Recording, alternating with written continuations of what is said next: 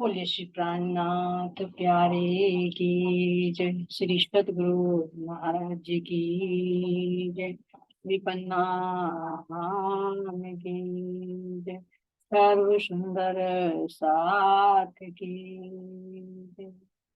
प्रथम लागू दो चरण को, धनिये ने छुड़ायो खिन,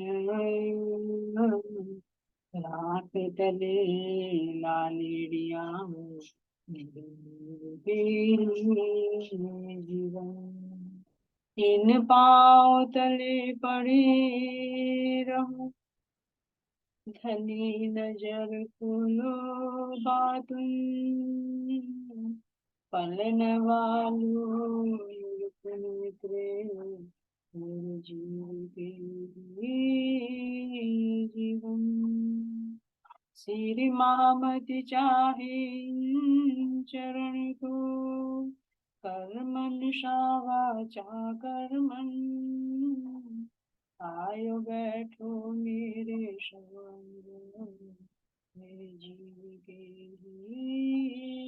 जीवन, मेरे जीव के जीवन। बोले श्री प्राणनाथ प्यारे की जय। श्री सतगुरु महाराज जी की जय। प्राणाधा सुंदर साथ जी, आप सबके धाम हृदय में विराजमान प्राण प्रिया जी के कोमल कोमल चरणों में कोटि कोटि से प्रेम प्रणाम जी। तो सुंदर साथ जी, अब हम चलते अपनी चौथी भूमिका की शोभा को निहार रहे थे। तो इसमें जो आगे का वर्णन रह रहा है वो देखते हैं। तो सुंदर साथ जी, अब देखिए, ये हमारी क्या है, चौथी भूमिका है। चौथी भूमिका में हमने जाना कि किस तरह से ये हमारी चकोर हवेली है चौथे नंबर की, ठीक है, यानी गोल हवेली से प्रथम। तो जितना लेवल, जितनी लंबाई चौड़ाई हमारी इस चौरस हवेली की आई थी, जो रसोई की हवेली हमने समझी, इतनी ही लंबी चौड़ी हमारी ये नृत्य की हवेली भी आई। इसमें अगर वर्णन देखें तो जो महाराज जी ने वर्णन किया है व्रती में, तो ये कितनी है, 23 मंदिर की लंबी और चौड़ी। अगर इसकी गिर्द देखते हैं तो 88 मंदिर की आती है। लेकिन इसमें हमने जाना कि जो पूर्व दिशा है इसमें यह मंदिर कम हो गई। यहाँ पर क्या बनती है हमारी दहला, यहाँ से और यहाँ तक पूरे की पूरी, क्योंकि हमारे दरवाजा भी इंक्लूड होने के बाद में मान लीजिए ये दरवाजा है पूर्व दिशा का बड़ा दरवाजा, जो एक मंदिर का लंबा और चौड़ा है, जिसमें 88 हाथ का दरवाजा आता है, पल्ले आते हैं, ठीक है। अब इससे 10 मंदिर इधर हुए, 10 मंदिर इधर, तो 20 मंदिर हो गए और एक इसमें दरवाजा, 21 का हो गया। अब यहाँ पर इसी तरह से सुंदर साथ जी इधर चलते हैं, उत्तर दिशा में भी एक बड़ा दरवाजा, उस दरवाजे के दाएं और बाएं 10-10 मंदिर आते हैं, तो 20 इधर हो गए। फिर पश्चिम दिशा में चलिए, पश्चिम दिशा में भी हमारा दरवाजा ऐसे ही आता है। यहाँ पर ये मुख्य दरवाजा है बड़ा, और उसके दाएं बाएं 10-10 मंदिर आते हैं, तो यहाँ पर भी हमारे 20 मंदिर। अब इसी तरह से दक्षिण दिशा में भी ये हमारा 4 दिशा में बड़ा दरवाजा है, जैसे ये आए ऐसे ये बड़ा दरवाजा, 10 मंदिर इसके दाएं तरफ और 10 बाएं तरफ है। तो एक साइड में अगर हम देखें तो 20 मंदिर आते हैं, 20 20 इधर, 20 इधर और 20 इधर, तो 80 मंदिर हो जाते हैं। अगर दरवाजों को भी अकाउंट कर ले इसमें, चारों दरवाजों को, तो 84 हो गए। लेकिन अभी हम देखते हैं कि हमारे कॉर्नर के मंदिर बचे हुए हैं, ये तो 4 ये इंक्लूड कर दीजिए, तो 88 मंदिर हमारे ये हो जाते हैं। लेकिन इसमें से अब हमारे, अगर हम ये देखें यहाँ पर पूर्व दिशा में हमारे ये 11 मंदिर कम हो जाते हैं दरवाजे से, ठीक है। तो इसमें से ये कम कर दीजिए। अब यहाँ देखते हैं इन मंदिरों से आगे, बाहर हमने कल भी वर्णन किया कि बिल्कुल सेम टू सेम ऐसी ही रचना है जैसी हमने अपनी चकोर हवेली को समझा। तो यहाँ से हम देखते हैं सुंदर साथ जी, ये हमारे 100 थंबों की हार आती, तो यहाँ पर 100 थंबों की हार और मंदिरों के बीच में ये हमारे 24 मेहराब वाले चबूतरे आते हैं, यानी दरवाजे के दाएं और बाएं, जो एक एक मंदिर के लंबे और चौड़े, ठीक है। इसी तरह से हमारे उत्तर दिशा में है, तो इसी तरह से हमारे पश्चिम दिशा में भी चबूतरे आ जाएंगे। और किससे इंक्लूड हो जाएंगे, ये हमारी जो गोल हवेली आती है इनसे इंक्लूड होकर यहाँ पश्चिम दिशा में शोभायमान हो जाएगी। लेकिन यहाँ की शोभा एक विशेष शोभा बन जाएगी, जैसे यहाँ पर हमारे चकोर बनता है, ये थंब यहाँ से भी आते हैं, यहाँ से भी आते हैं, लेकिन पश्चिम दिशा में ये एक नई लुक आएगी, क्योंकि ये हमारी गोल हवेली जो ये थंब इधर को घूम जाए। तो यहाँ पर जो ये चबूतरे बनेंगे, एक चबूतरा ये, एक ये और एक ये, मध्य में जो गली आएगी तो यहाँ पर बड़ा ही सुंदर ये आएगी, क्योंकि इधर को ये झुके हुए नजर आएंगे। अब दक्षिण दिशा में चलिए सुंदर जी, दक्षिण दिशा में भी ऐसे ही 2 चबूतरे मिलेंगे। अब आते हैं हम अपने पूर्व दिशा में। तो पूर्व दिशा में यहाँ पर भी हमारे 2 चबूतरे शोभायमान हैं, जिन पर 24 मेहराबें आती है। वो क्यों है सुंदर साथ जी? क्योंकि यहाँ पर थंबों के ऊपर मेहराब बनती है, इसलिए यहाँ पर ये शोभा दिखाई गई है। यहाँ पर भी ये 24 मेहराबों की शोभा आती है। तो ये बाहर के हमारे थंब हैं, थंबों से 1 मंदिर की दूरी पर हमारे ये मंदिर आते हैं। अब इन मंदिरों की शोभा को देखने के बाद में, इनकी मंदिरों की शोभा को देखें तो ऐसी सुंदर साथ जी, 100 हाथ का लंबा चौड़ा है, जिस पर एक बड़ी मेहराब आती है, उसके नीचे 3 मेहराब, 3 के मध्य में दरवाजा, दाएं बाएं में दीवार। तो हर एक मंदिर में देखने में हमारे कितने दरवाजे नजर आते हैं? एक बाहर की साइड में, एक अंदर की साइड में, और एक दाएं और एक बाएं। तो देखने में कितने हमारे 4 दरवाजे नजर आते हैं। अगर गिनती करें तो गिनती करने में हमारे 3 दरवाजे ही काउंट होते हैं, क्योंकि जो बीच का है ये दोनों मंदिरों में आधा इधर चला जाता है, आधा इधर चला जाता है। तो एक बाहर का, एक अंदर का, आधा दाएं और आधा बाएं। तो इस तरह से अगर गिनती करें, गिनती में नहीं जाएंगे, लेकिन फिर भी अगर वर्णन आता है तो उसको समझना जरूरी है। गिनती में देखे तो गिनती में हमारे 3 दरवाजे नजर आते हैं, और वैसे देखने में हमें 4 दरवाजे नजर आते हैं। तो इन मंदिरों की शोभा को देखकर सुनिश्चित जी, तो इन मंदिरों में से हमारे ये यहाँ पर 21 मंदिर की लंबी चौड़ी ये दहलान। अब इसी के साथ लगते लगते यहाँ पर थंबों की सुंदर मेहराब होती है, जो कल भी बताया। एक मेहराब ये आ जाएगी, जो कल वर्णन आ रहा था सुंदर साथ जी, ध्यान दीजिए कि जो वहां पर मंदिर नहीं है, कुछ दूर लग, जो चौपाई थी कि कुछ दूर लगते हैं मंदिर, तो ये वाला जो है इन मंदिरों की बात कर रहे थे, क्योंकि ये मंदिर तो इससे नजदीक है। अगर चबूतरे से हम देखें तो ये मंदिर तो 2 मंदिर की दूरी पर आ गई, लेकिन अगर चबूतरे से हम इनको देखते हैं तो ये मंदिर कुछ दूरी पर नजर आ रही है। जो महाराज जी वर्णन कर रही है इनका, कि इससे अगर मंदिरों को देखें तो कुछ दूरी पर नजर आते हैं सुंदर से। तो इनका वर्णन करने के लिए महाराज जी खुद कह रहे हैं कि ये जो हमारे मंदिर हैं, इनकी शोभा को अगर तुम देखो तो ये कुछ दूर नजर आते है ना। तो इसका वर्णन महाराज जी कह रहे हैं कि हरी दीवार जो मंदिर सो सामी है नेक दूर। ये हरी, ये भी इसकी आभा के कारण हरी नजर आती। तो अब सुंदर साथ जी यहाँ से हम देखते हैं तो हमारी दहलान नजर आती है, कौन सी? जो महाराज जी ने वर्णन किया कि ये सारे थंब कैसे नीलवी के आए। और जो उत्तर दिशा देखते हैं तो उत्तर दिशा के हमारे ये मंदिर जो आए हैं, कौन से आए? हमारे पीले रंग के, यानी पुखराज। उत्तर दिशा में हमने कल भी बताया कि पुखराज पर्वत उत्तर दिशा में पड़ता है, तो उससे हम याद रख सकते हैं कि उत्तर दिशा के मंदिर हमारे पीले रंग के। अब चलिए पश्चिम दिशा में। पश्चिम दिशा में हमारा जो रंग महल है उससे थोड़ा सा संकेत पकड़ सकते हैं, हिंट है समझने के लिए। हमारे रंग महल के बैक साइड में क्या आता है? नूर बाग आता है, तो इसलिए ये सारे मंदिर नूर के जगमगा रहे, सफेद रंग की अपनी आभा को फैला रहे। अब दक्षिण दिशा को अगर जाने तो दक्षिण दिशा में हमारे कौन से आते हैं? लाल रंग के, जिसको लाही बोला है। तो इसको भी रंग महल से समझिए। रंग महल के दक्षिण दिशा में हमारा माणिक पहाड़ शोभायमान है, जो लाल रंग की अपनी आभा को बिखेरता है। तो इसी कारण से हम समझ सकते हैं कि उत्तर दक्षिण दिशा के हमारे लाल रंग के मंदिर आए। तो सुंदर साथ जी, जवाहरदास जी महाराज जी ने एक बहुत सुंदर वर्णन किया इसके अंदर, वृत्ति के अंदर। इसको देखिए, ये जो हमारे मंदिर आते हैं यहाँ से यहाँ तक सारे क्या है? ये कॉर्नर का मंदिर भी हमारे लाल रंग का ही। और अगर इधर देखते हैं कॉर्नर पे तो ये मंदिर है हमारा, ये पीले रंग का, पुखराज का है। और बाकी जो ये थंब आए हैं, ये थंब सब कैसे आए? हमारे नीलवी के। नीलवी को, नीला को अगर देखें तो उसको हरा रंग भी कहकर वर्णन किया गया है। अगर तुम नीले रंग नीलवी का जानना चाहते हो तो नीला रंग भी, क्योंकि जैसा चाहोगे वहां पर वैसी शोभा दिखाई देगी। ठीक है सुंदर साथ जी, अब हम इससे आगे चलते हैं। तो इससे आगे चलिए सुंदर साथ जी, यहाँ पर हम चलते हैं अब इन कॉर्नर की मंदिरों की शोभा को देखते हैं बहुत बारीकी से। वैसे तो येलो कलर ही दिखाया इसमें, लेकिन और देखिए इसको, ये जो हमारा मंदिर है ये एक विशेष शोभा ली हुई है। एक ये कॉर्नर का और एक ये जो नैऋत्य कोण और वायव्य कोण का है, ये कैसी शोभा ली हुई है। ये हमारा कौन से आए हैं, सफेद रंग के आए हैं। तो इस मंदिर की 4 दीवारें हैं। ठीक है, तो अब ये जो दीवार आएगी, इसको देखिए, यहाँ पर खड़े होकर अपने आप को महसूस कीजिए और इस मंदिर की शोभा को देखिए। तो यहाँ पर जो ये तो मंदिर है, इसकी तो चारों दिशाएं लाल रंग की है।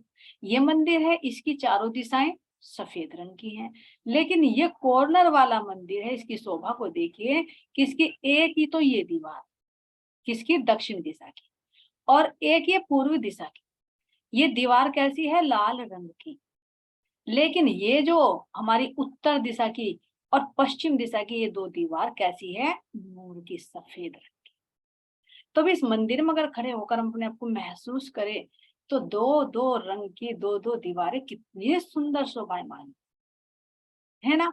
एक इधर की दीवार भी सफेद, इधर की भी सफेद, और इधर की लाल। अब इसी तरह से इस वायव्य कोने वाले मंदिर को देखिए, ये पीले रंग का है, यहाँ पर सारी ये दिशा पीले रंग की है। तो ये जो आधी इधर से चली जाएगी, ऐसे कॉर्नर में नजर आएगा ये रंग, है ना। तो ये कैसा है, ये दिशा जो है पूर्व दिशा पीले रंग की है। अब इधर देखिए उत्तर दिशा, ये भी पीले रंग की दीवार शोभायमान है। पीले ही चित्रकारी, पीले ही दरवाजे, पीले ही सब कुछ। अब इधर देखिए यहाँ पर पश्चिम दिशा में और दक्षिण दिशा की कैसी आएगी, सफेद रंग। तो ये विशेष शोभा ये कॉर्नर के मंदिर लिए हुए हैं, दो रंगों की आभा को अपने अंदर समेटे हुए। तो अब सुंदर साथ जी, इन मंदिरों की शोभा को देखते हैं। बाहर हमने थंब देखे, अंदर भी थंब। तो बाहर के थंब जिधर पीला रंग है, तो इधर पीले ही नजर आएंगे। ये मंदिर भी पीले हैं। फिर इससे आगे चलते हैं, थंब है, थंब भी पीले रंग की आभा से की। इसी तरह से पश्चिम दिशा में देखते हैं, जो हमारे मंदिर सफेद रंग के आए हैं, तो इसके पीछे जो बाहर की तरफ थंब है, ये भी कैसे हैं, सफेद रंग। और ये जो चबूतरा, इस चबूतरे पर भी खड़े होकर एहसास कीजिए कि चारों दिशाओं से जो सफेद ही सफेद नूर, सफेद ही चंद्रमा, सफेद ही मेहराब, सफेद ही गलीचा, सब कुछ सफेद ही सफेद नजर आ रहा है। ये दरवाजा भी सफेद। तो यहाँ थंब अंदर के हों चाहे बाहर के हों, चाहे इस चबूतरे के, पूरा का पूरा एरिया कैसा आएगा, ये सफेद रंग से ओत।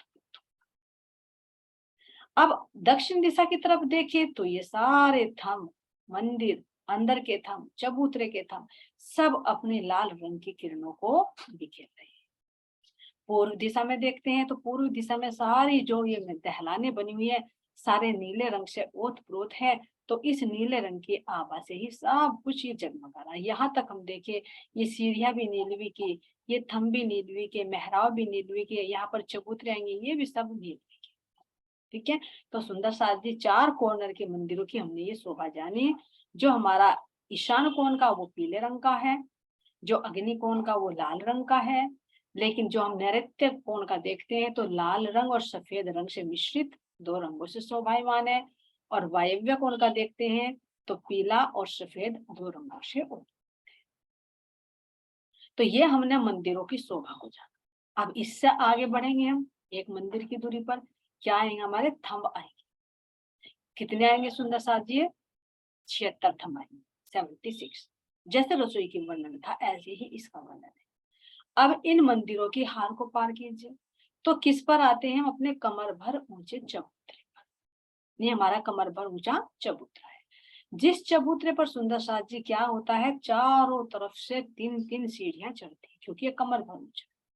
तो ये भी क्या है, ये सीढ़ियां भी नूरमय झिलमिला रही है। अब ये भी अलग अलग रंग की नजर आएगी। इधर से चढ़ोगे तो लाल रंग की शोभा से ओतप्रोत है, इधर से चढ़ेंगे तो पीले रंग की शोभा से ओतप्रोत है, पश्चिम से चढ़ेंगे तो सफेद रंग की, और इधर से चढ़े तो नीले रंग की, क्योंकि ये थंब भी इसी रंग की शोभा को दी हुई है। तो अब सुंदर साथ जी, इस चबूतरे पर हम देखते हैं, ये हमारा कितना है, जैसे हमारे रसोई के हवेली का आया था, कितना आया था हमारा ये 17 मंदिर का लंबा और चौड़ा, ऐसे 17 मंदिर का लंबा और चौड़ा। तो मध्य में जब चलते हैं हम, यहाँ पर मध्य में हमारी एक मंदिर में सीढ़ियां आती जिनसे हम ऊपर चलते। तो इससे इधर हम देख सकते हैं सुंदर साथ जी, हमारे ये थंब शोभायमान हो रहे हैं, 8 थंब इधर बच जाएंगे और 8 इधर बच जाएंगे, तो कितने हो जाएंगे हमारे 16। अब 16 तो ये हो गए, 16 ही इधर हो जाएंगे, क्योंकि 8 इधर और 8 इधर इस गली से, तो 16 इधर। अगर चारों दिशाओं के लगाएं तो 64 थंब हमारे बैठते हैं। लेकिन कॉर्नर का एक छूट गया, क्योंकि 8 तो इससे अलग अलग है।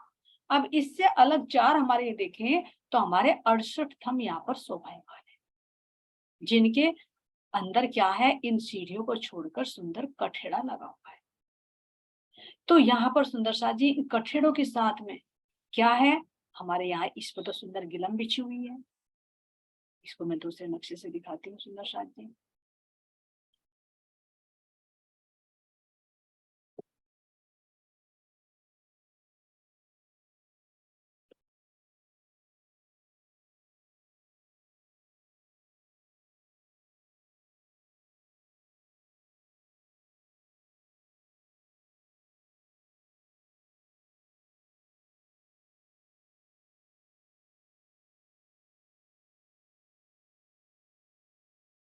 यहाँ पर देख सकते हैं सुंदर साथ जी, ये जो हमारे चारों दिशाएं, ये मध्य में क्या है, चबूतरा है, ठीक है। अब ये हमारा 3 सीढ़ी चढ़कर हमारा क्या आता है, ये चबूतरा आता है। तो इसमें लाल रंग शोभायमान है, इधर पीला रंग, इधर सफेद रंग, तो इधर हमारा नील। तो इनके मध्य में क्या है, सुंदर कठेड़ा लगा हुआ है, इस पर सुंदर गिलम बिछी हुई है, जो बहुत ही मुलायम पशम की है, जिस पर अनेक प्रकार की चित्रकारियां हैं। अब यहाँ पर सुंदर साथ जी हम जब चढ़ते हैं तो चारों तरफ इसमें कठेड़ा लगा हुआ है, दरवाजों को छोड़कर। मान लीजिए ये दरवाजा है, और ये इस दरवाजे को छोड़कर इन सब में देखिए सुंदर कठेड़े की शोभा नजर आए यहाँ पर। और इन कठेड़े से लगकर क्या रखे हैं, हमारे तकिए। क्यों? क्योंकि इन तकियों पर हम बैठते हैं, तकियों से लगकर इस मखमली गद्दे पर हम तकियों के सहारे इस सिंहासन पर भरकर बैठती हैं। मध्य में राज्य का सिंहासन है, और चारों तरफ हम सब सखियां इस पर भराई कर बैठती। और पूर्व दिशा में क्या करती हैं, जो नवरंग बाई सखी है वो अपने नृत्य करती है यहाँ। तो अब सुंदर साथ जी यहाँ पर हमारी लीलाएं होती हैं, इस चबूतरे से जानिए।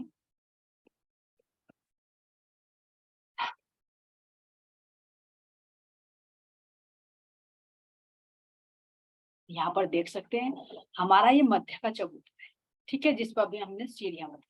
इन सीढ़ियों से हम ऐसे चढ़े चारों दिशाओं से आ सकते हैं। इनमें जो थंब आए हुए, इन थंबों में हमारे कठेड़े के साथ में तकिए भी लगे। तो मध्य में राज्य और श्यामा जी के लिए सिंहासन है, और हम सब सखियां दाएं भी बाएं भी और पीछे, जिस तरह से मोल मिलाव में हम सब सखियां चारों दिशा में भराई कर बैठी हैं। ऐसा नहीं कि पीछे बैठने वाली सखियों को नहीं दिखाई देगा, चाहे आगे बैठी हो चाहे पीछे बैठी हो, चाहे यहाँ पर श्यामा जी के चरणों से लगकर बैठी हो चाहे पिया जी के चरणों से लगकर बैठी हो, तो जितनी भी सब सखियां सब राज्य को घेर कर बैठती। अब यहाँ पर सुंदर साची देखिए, सखियों का नीचे बैठती है तकियों से लगकर भी, सिंहासन से लगकर भी, और यहाँ पूर्व दिशा में क्या करती हैं, नवरंग बाई सखी का नृत्य। अब जो नवरंग बाई सखी का नृत्य होता है, अब नवरंग बाई का जो जुट है, ये हमने जुगलदास जी महाराज जी की वृत्ति में बहुत विस्तार से जाना कि किस तरह से यहाँ पर सारी सखियां नए नए वस्त्र आभूषण धारण करके, है ना, ऐसा नहीं कि ऐसे जैसे वेश में ऐसे ही, जैसे यहाँ पर भी नृत्य करना होता है तो नृत्य की ड्रेस पहनी जाती है ताकि और अच्छा लगे। तो इसी तरह से वहां तो परम धाम के अंदर तो हर एक अंग शोभायमान है, पूर्णात्पूर्ण है, लेकिन फिर भी नृत्य के लिए एक नई उमंग, नए आनंद देकर नवरंग बाई अपने जुट को लेकर जब यहाँ पर आती हैं, तो जो नवरंग बाई जुट की सखियां हैं, तो वो नवरंग बाई अपने जुट की 19 सखियों को यहाँ पर खड़ी हो जाती। और जो और सखियां होती हैं, अब कितनी सखियां हैं यहाँ पर, एक जुट में 300 सखियां हैं, तो अगर 20 सखियां, 19 सखियां तो खड़ी हो गई नवरंग बाई के साथ में, 20 सखियां और रह जाती हैं, तो 280 सखियां यहाँ पर बैठ जाती है, कोई खड़ी हो जाती है। महाराज जी ने वाणी में बहुत सुंदर वर्णन किया है कि कोई सखी खड़ी होकर नृत्य गायन करती है तो कोई सखी बैठकर ताल मर्दन बजाती। तो सारी सखियां यहाँ पर करती हैं और जुट की जो सखियां सब बैठकर इस नृत्य लीला का आनंद लेती हैं। तो यहाँ पर पूर्व दिशा में नवरंग बाई का नृत्य चलता है और जो नवरंग बाई नृत्य करती है तो महाराज जी कह रहे हैं कि वो इतनी कला साधती है, इतनी नृत्य में परिपूर्ण है कि उसका वर्णन नहीं किया जा सकता। महाराज जी खुद वर्णन कर रहे हैं कि कई विध के बाजे बजे नवरंग बाई नाचा। यहाँ नवरंग बाई का नृत्य होता है और कई तरह के बाजे बजते हैं। अब कई तरह के बाजे जो उनकी जुट की सखियां होती हैं वे तरह तरह के वाद्य यंत्र बजाती रहती है। अब यहाँ पर जो सखी आती है, मोरबाई सखी जो आती है तो वो अपनी मुरली से मधुर तान छेड़ती, मोरबाई बजावत। अब बेनबाई जो है वो तरह तरह के हर वाद्य यंत्र बजाने में निपुण है, तो वो तरह तरह के बाजे बजाती है जो हमारी बेनबाई सखी। वो यहीं पर कोई खड़ी होती है तो कोई बैठती है, इस तरह से सब बाजे बजाती रहती हैं। और जो 19 सखियां और एक नवरंग बाई 20 सखियों का जो जुट है, जब नवरंग बाई यहाँ पर नृत्य करती है तो सारी सखियां आकर ग्रुप में मिलकर नृत्य करती हैं। तरह तरह के नाटक कर करके दिखाती है। जो हमारे 25 पक्षों में जो लीला होती है ना, तो उन सारी लीलाओं का गायन करके, अभिनय करके, मोर की तरह नृत्य करके, मछली की तरह तैर तैर कर, कितनी तरह की हर एक पशु पक्षी के गुणों को साध साध कर यहाँ पर नवरंग बाई अपनी कला को साधती है। इसलिए कह रहे हैं कि महबूब को रिझावने अनेक कला साधत। पियाजी जब सिंहासन पर विराजमान होते हैं तो नवरंग बाई महबूब को रिझाने के लिए, पियाजी को रिझाने के लिए नई नई कलाएं साधती। अब क्या कह रहे हैं, और नजर न कर सके बंद ऐसे ही बात। जब पियाजी इनको देखते हैं तो कहीं और नजर नहीं जाती, ऐसे अपने हाव भाव से, ऐसी अपने भाव भंगिमा से पियाजी की नजर को अपने से बांध। और पियाजी ही नहीं, श्यामा जी भी, हम सब रूही भी, और जो ये थंब है, मंदिर है, दीवाले हैं, जितनी भी चीजें हैं, ये सब चेतन है, आत्म स्वरूप है। इन पर जो चित्रित बने हुए पशु पक्षी ये भी सब इस नृत्य लीला का आनंद लेते हैं। तो यहाँ पर नवरंग बाई नृत्य करती है। जब यहाँ पर नृत्य करती है तो चारों दिशाओं में उनका प्रतिबिंब इनमें झलकता रहता है। तो ऐसा लगता है मानो एक नवरंग बाई कितने रूपों में दृष्टिगोचर हो रही है। तो इसी तरह से जब बेन बाई यहाँ पर तरह तरह के बाजे बजाती है तो तान बाई क्या करती है, स्वर पूरती है। जब एक सखी गाती है, जो केल बाई है जो अपने कंठ से स्वर निकालती है, तो जैसे गाते गाते रुकना पड़ता है तो वो लय ना टूटे, तो उसमें क्या करती है, तान बाई आकर अपना स्वर पूरती है ताकि वो लय बनी रहे। तो तान बाई स्वर पूरती है, केल बाई अपने कंठ से स्वर निकालती है, मीठी मीठी ध्वनि निकालती है, और जो सेन बाई है उसके साथ में कंठ से कंठ मिलाकर, स्वर से स्वर मिलाकर गायन को आगे बढ़ाती है। तो जो केल बाई है और सेन बाई है दोनों मिलकर एक साथ गाती है, और जब वो गाती है तो उसका मधुर स्वर कितना गुंजायमान होता है, कितना आनंद देता है, उसका तो केवल आत्मा ही अनुभव कर सकते, भले यहाँ के शब्दों में वर्णन किया जा रहा है। और जो झरमर बाई है वो झरमरिया बजाती है, करताल में जो झरमर जुड़ी रहती है। तो इस तरह से अनेक तरह के वाद्य यंत्र यहाँ पर बजते हैं। और जो अलग अलग महाराज जी कह रहे हैं कि यहाँ पर 36 राग रागनियां। क्यों? क्योंकि ये अपने में परिपूर्ण है। यहाँ संसार में भी जब इतने राग रागनियां हैं, इतने तरह के सुर निकाल सकते हैं, जहां पर ये अधूरा है, लेकिन परम धाम तो हमारा परिपूर्ण है, सबका मूल यही तो है। तो यहाँ पर 36 भी एक संख्या के लिए कहे हैं, नहीं तो अनंत राग रागनियां यहाँ पर सखियां अलापती हैं और धनी जी को रिझाती है। तो यहाँ पर सुंदर साथ जी नृत्य की लीला होती है, कब से कब तक होती है यहाँ। अब जब हम सखियां अपने वनों से आती, कब आते हैं, कृष्ण पक्ष की बात है। शुक्ल पक्ष में तो हम अपने 6 बजे से 9 बजे तक हर पक्ष में लीला करते हैं, लेकिन जब कृष्ण पक्ष आता है तो कृष्ण पक्ष में हम 6 बजे अपने रंग महल में आ जाते हैं। तो रंग महल में आने के बाद हम क्या करते हैं, अपने चांदनी चौक से आते हैं, चांदनी चौक से आने के बाद में हम कहाँ पर जाते हैं सुंदर साथ जी? चांदनी चौक में आने के बाद हम अपनी किसमें, रसोई की हवेली में जाते हैं। और यहाँ पर क्या करते हैं, जितने भी हम सामग्री लेकर आते हैं, यहाँ से हम मुख्य दरवाजे से 28 स्तंभ के चौक में आते हैं। फिर यहाँ इस गली से पार करके हम अपनी इस रसोई की हवेली में आते हैं। यहाँ इस चबूतरे पर बैठकर हम सब कुछ आरोपते हैं, फल मेवा मिठाई जो भी कुछ आते हैं, यहाँ पर संध्या का भोग शुरू हो जाता है। अब यहाँ से सब सखियां क्या करती हैं, इन अपने श्रृंगार के मंदिरों में सजती हैं, अपना श्रृंगार सजती हैं नृत्य के लिए। और ये जो हमारा ईशान कोण में सीढ़ियों वाला मंदिर आता है, तो इस सीढ़ियों वाले मंदिर से प्रथम भौम से दूसरी भौम पर, दूसरी से तीसरी, तीसरी से चौथी पर आ जाती है। और चौथी पर आने के बाद यहाँ से चाहे तो इस गली से, चाहे इन हवेलियों से, इस गली से सीधे निकलते निकलते 3 हवेलियां क्रॉस करने के बाद हम अपनी इस चौथी हवेली में, नृत्य की हवेली में आ जाते हैं। तो कब, यहाँ पर सुंदर साथ जी कुछ समय भी होता है, महाराज जी ने वाणी में वर्णन किया है कि यहाँ पर हम कितने प्रहर तक, 4 यानी 1 प्रहर 6 बजे से और 9 बजे तक यहाँ पर हमारी कृष्ण पक्ष में लीला होती है। कौन सी लीला होती है? नृत्य की लीला। लेकिन जवाहर दास जी महाराज जी ने वर्णन किया है कि यहाँ पर क्या होती है, 1.5 घंटे तक की लीला होती है। अब ऐसा क्यों वर्णन किया सुंदर साथ जी? अब ये इसलिए वर्णन किया कि अब हम 6 बजे अपने वन में आए, वन से अपने महल में आए, रंग महल में। अब 6 बजे तो ही तो नहीं आए यहाँ पर, क्यों? क्योंकि आरोगने की भी लीला है। अभी हम वनों से जब आते हैं तो हम 28 स्तंभ के चौक में बैठकर मीठी मीठी बातें भी करते हैं। जिस सखी की बारी होती है वो भोजन भी तैयार करती है संध्या का। यहाँ पर आरोगने में भी आनंद की लीला में समय व्यतीत होता है, फिर अपने श्रृंगार में भी समय व्यतीत होता है। तो यहाँ पर हम श्रृंगार सजकर फिर आते हैं, तो इतने में क्या होता है, यानी आधा प्रहर बीत जाता है, 6 से 7:30 बजे। तो इसलिए जवाहर दास जी महाराज जी ने वर्णन किया है कि यहाँ पर 1.5 घंटे तक नृत्य की लीला होती है। और वाणी में देखें तो वाणी में यहाँ पर 1 प्रहर तक यानी 6 से 9, तो वो समय इसी में ही इंक्लूड कर दिया गया है। इसलिए महाराज जी कह रही हैं कि यहाँ पर कब नृत्य की लीला होती है? कृष्ण पक्ष के 15 दिन।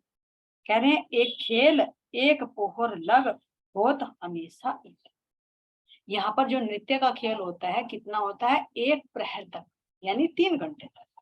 बहुत हमेशा इत 15 दिन जब घर रहे, यानी देखा अष्टपैर की लीला में कि 15 दिन जब घर रहे, यानी 15 दिन शुक्ल पक्ष के हमारे वनों में बीतते हैं और 15 दिन कृष्ण पक्ष के जब हमारे घर में बीतते हैं। घर किसको कहा है? अपने रंग में। तो 15 दिन जब घर रहे तब देखे दूल्हा नीरत। तब दूल्हा जी प्राण प्रिया जी यहाँ पर नृत्य की लीला देखते हैं और हम सब सखियां यहाँ पर आनंद की लीला में मग्न हो जाती हैं। तो इस तरह से सुंदर साथ जी यहाँ पर हमारी नृत्य की लीला होती है। यहाँ पर सब सखियां मिलजुल कर अपनी अपनी अलग अलग कलाओं को प्रदर्शन करती हैं और इन कलाओं को देखकर सखियों को बड़ा ही आनंद प्राप्त होता है। तो जब झरमर बाई यहाँ पर नृत्य करती है सुंदर साथ जी, तो उसके महाराज जी वर्णन कर रहे हैं कि उसके नृत्य की कला को कैसे वर्णन किया जाए। ये शब्दों से परे है। क्यों? क्योंकि नृत्य क्या है, यानी सारे अंगों में उस रस को समेट ले। ये महाराज जी वर्णन कर रही है चौपाई में। देखिए मध्य में क्या है, मध्य में ये नवरंग बाई जो है नृत्य कर रही है और नृत्य करने के बाद में सारी सखियां घेर कर बैठी हुई हैं और यहाँ पर क्या हो रही है, नृत्य की लीला हो रही है। नामे जाको नवरंग ताके निरत कहूं क्यों कर। जिसका नाम ही नवरंग है, यानी नए नए रंगों से ओत-प्रोत। अगर देखें तो परम धाम के 9 रंगों से ओत-प्रोत होकर जिसका नाम ही नवरंग है, यानी नाम क्या, अंदर के गुणों से पहले भी बताया कि नाम कैसे, जब अंदर के गुण बाहर प्रकट होते हैं तो उसी के आधार पर नामकरण होता है। अलग से कोई नाम नहीं है। हर एक सखी के अंदर हर एक गुण है, लेकिन यहाँ पर नवरंग बाई जो है नृत्य करती है तो सारे रंगों से ओत होते हैं। तो इसलिए कह रहे नामे जाको नवरंग ताकि नृत्य कहूं क्यों कर। जिसका नाम ही नवरंग है तो उसके नृत्य का मैं कैसे वर्णन करूं। अनेक गुण रंग लावही अनेक गुण, 9 भी विशेष रूप से बता दिए, लेकिन अनंत गुण और रंग लावही, उन रंगों में अलग अलग गुणों में रस लाती है। रंग का मतलब रस लाती है। नए नए दिल था, जैसे जैसे दिल में हाव भाव आते हैं वैसे वैसे वो अपने नैनों से, अपने मुखमंडल से, अपने हस्त कमलों से, अपने चरण कमलों से नए नए भाव प्रकट करते हैं। और महाराज जी जो वर्णन करते हैं कि अगर इसके नृत्य को देखे तो ये जो अपने पैरों के जो आभूषण है, अगर उनको बजाना चाहती है तो एक घुंघरू चाहे तो एक बजता है, दो चाहे तो दो बजते हैं, और अगर सारों को बजाना चाहे तो सारे बजते हैं। तो इसलिए महाराज जी कह रहे हैं कि जो आभूषण है, चाहे वे पैरों के आभूषण हो, झांझरी, घुंघरी, काबी, कंगना, चाहे अनवट और बिछड़े, तो उनको जैसे नवरंग बाई बजाना चाहती है वो वैसे ही बजते हैं। इसलिए कह रहे पाँव झांझर घूंगर बोल ही, काबी कड़लो बाजित, या ही तरह अनवट बिछवा संग लिए। चार आभूषण भी बजते हैं, उनके साथ में अनवट बिछवे भी बजते हैं। और जैसे जैसे हाथों से अपने भाव भंगिमा दिखाती है, तो हाथों के जो आभूषण है, नव घड़ी है, नवचूड़ है, पहुंची है, मुद्रिकाएं हैं, तो जितने भी आभूषण है, बाजू में बाजू बंद है, उनकी लटकन है, तो जिसको भी वो बजाना चाहती है वो ही बजते हैं, और जिसको वो नहीं बजाना चाहती वो नहीं। ये कलाएं। तो यहाँ देख सकते हैं कितना सुंदर दृश्य। प्राण पिया जी श्यामा जी संग सिंहासन पर विराजमान है। यहाँ पर ये नवरंग बाई के जुट की सखियां गिटार लिए बैठी हुई हैं, हारमोनियम, ढोलक, तबला जितने भी देखे तो यहाँ पर अनेक तरह की ये रामते होती है। और सुंदर साथ जी, अब यहाँ से पढ़ने वाले कुछ तो इनके अंदर का, जब यहाँ पर ये प्रकाश हो रहा है, ये नृत्य हो रहा है, तो ये नहीं कि जो सखियां यहाँ पर है यही नृत्य का अनुभव कर रही है। पूरे परम धाम में जितने भी पशु पक्षी हैं उन सबके अंदर ये नृत्य की लीला का अनुभव होता है। हर कोई इस नृत्य का आनंद लेता है। क्यों? क्योंकि अद्वैत है। तो अब यहाँ पर पढ़ने वाले प्रकाश की शोभा को सुंदर साथ जी देखिए, अनुभव कीजिए थोड़ा यहाँ की नकल से।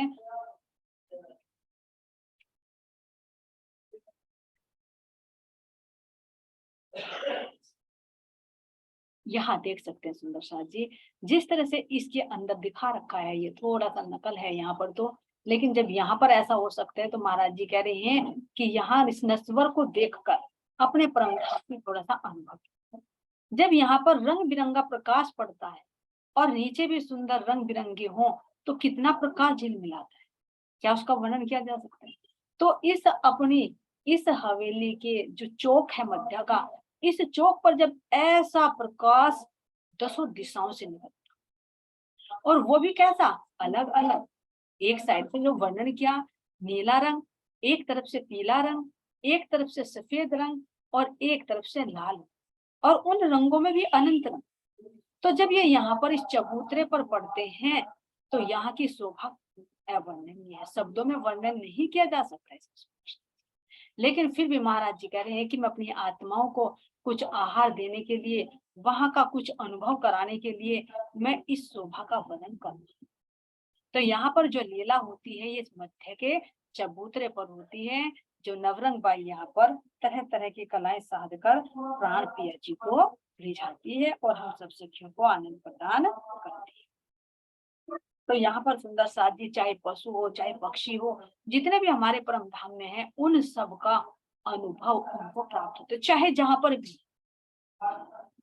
अब ये कहे कि बड़ो वन में पशु पक्षी है, चाहे फूल बाग में, चाहे नूर बाग में, चाहे जल के जीव है, हर एक को इस आनंद का अनुभव होता है। अब रहे जो अक्षर ब्रह्म है, क्योंकि ये आनंद की लीला है, तो अक्षर ब्रह्म भी अपने धाम में वो अपनी लीला में मग्न है, अद्वैत है, लेकिन फिर भी ये रस तो है। जैसे बताया कि उसकी भी 9 भौम 10वीं आकाशीय रंग महल की, तो वो भी अपनी ही सत्ता के आनंद में मस्त।